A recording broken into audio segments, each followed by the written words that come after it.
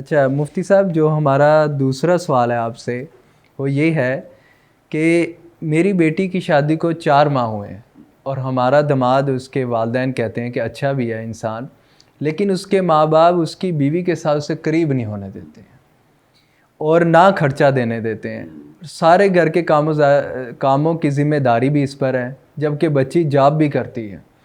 اب اختلافات یہاں تک ہو گئے ہیں کہ بیٹے کا باپ کہتا ہے کہ ہم نے نہیں رکھنا، جب کہ بیٹا بیوی کو رکھنا چاہتا ہے لیکن وہ اپنے باپ کے ہاتھوں مجبور ہے.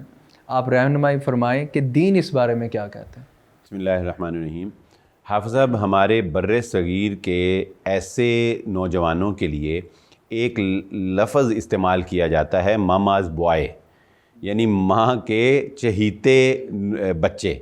تو یہ جو اس طرح کے لڑکے ہوتے ہیں جو اپنے ماں باپ کے زیر سایہ اتنے زیادہ پابند ہوتے ہیں کہ ان کی اپنی کوئی سوچ ہوتی نہیں، ان کی اپنی کوئی فکر ہے ہی نہیں، ان کی اپنی کوئی ڈیسیژن پاور ہے ہی نہیں، اور ماں باپ نے ان کو اپنے روب میں اتنا دبایا ہوتا ہے کہ وہ اس جال سے ان کو باہر نکلنے ہی نہیں دیتے.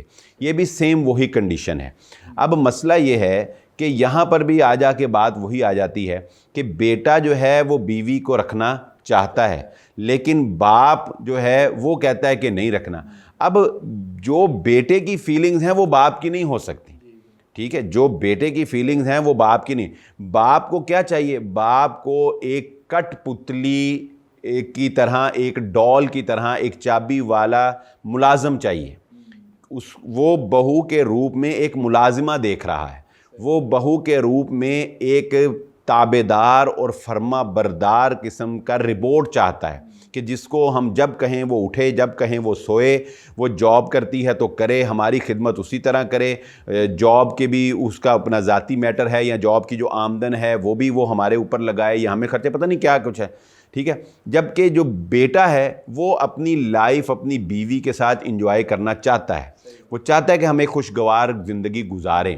لیکن باپ یہ سمجھتا ہے کہ اگر یہ اپنی بیوی کے ساتھ اٹیچ ہو گیا، اپنی بیوی کے ساتھ خوشگوار ہو گیا تو یہ باپ کے جو تسلط سے نکل جائے گا.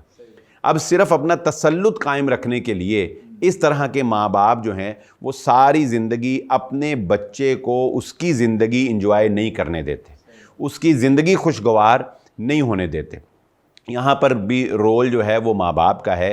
دیکھیے رسول اللہ صلی اللہ علیہ وآلہ وسلم نے یہ بات ارشاد فرمائی ہے کہ تم میں سے بہترین وہ ہے جو اپنے گھر والوں کے لیے بہترین ہے، اور میں محمد صلی اللہ علیہ وآلہ وسلم اپنے گھر والوں کے لیے تم میں سب سے زیادہ بہترین ہوں.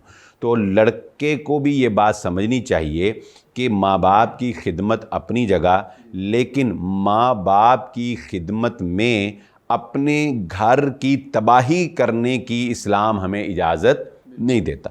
لڑکے کو یہ چاہیے کہ الرجال قوامون علی النساء کے تحت اللہ نے اسے بیوی کے اوپر حاکم بنایا ہے، وہ اس کو تحفظ فراہم کرے، وہ اس کے لیے سٹینڈ لے، ماں باپ کی نافرمانی نہ کرے، لیکن باپ کو یہ بتائے کہ میں اپنی بیوی کے ساتھ خوش ہوں، میں اس کے ساتھ خوش رہ سکتا ہوں، میں اس کے ساتھ خوش رہنا چاہتا ہوں، لہذا مجھے میری زندگی گزارنے کا موقع دیا جائے. اور باپ کو بھی یہ چاہیے کہ وہ بچے کے اوپر اپنا اب جو تسلط ہے اس کو تھوڑا کمزور کر دے، تھوڑا کم کر دے، بچوں کو اپنی لائف گزارنے دے، بچوں کو اپنی لائف جو انجوائے کرنے دے. وہ بیٹا اس کا کہیں بھاگ نہیں جائے گا، کہیں اس کے تسلط سے وہ جو ہے وہ نکل نہیں جائے گا، یا اس کی محبت میں کوئی فرق نہیں آ جائے گا. اور ویسے بھی لا محالہ یہ ایک اگلا سٹیپ زندگی میں آنا ہی ہوتا ہے. بچے کی خوشی میں اپنی خوشی تلاش کرو. یعنی افسوس ہے ایسے ماں باپ پر جو اپنے بچوں کی زندگیاں تباہ کر کے جو ہے وہ بیٹھے ہوئے ہیں اور اس پر بڑے مطمئن ہیں. اللہ کے بندو، اپنے بچوں کی خوشی میں اپنی خوشی تلاش کرو. وہ میاں بیوی خوش ہوں گے تو تم خوش ہوگے. اپنے گھر کو ایک خوشگوار ماحول جو ہے اس کے اندر لے کر آؤ. تو اس طرح کا جو گھٹن والا ماحول ہے یہ صرف اور صرف ماں باپ کی انا اور ماں باپ کی ضد، یا ماں باپ کا جو اپنا تسلط بچوں کے اوپر قائم رکھنا ہے اس کی وجہ سے ہوتا ہے.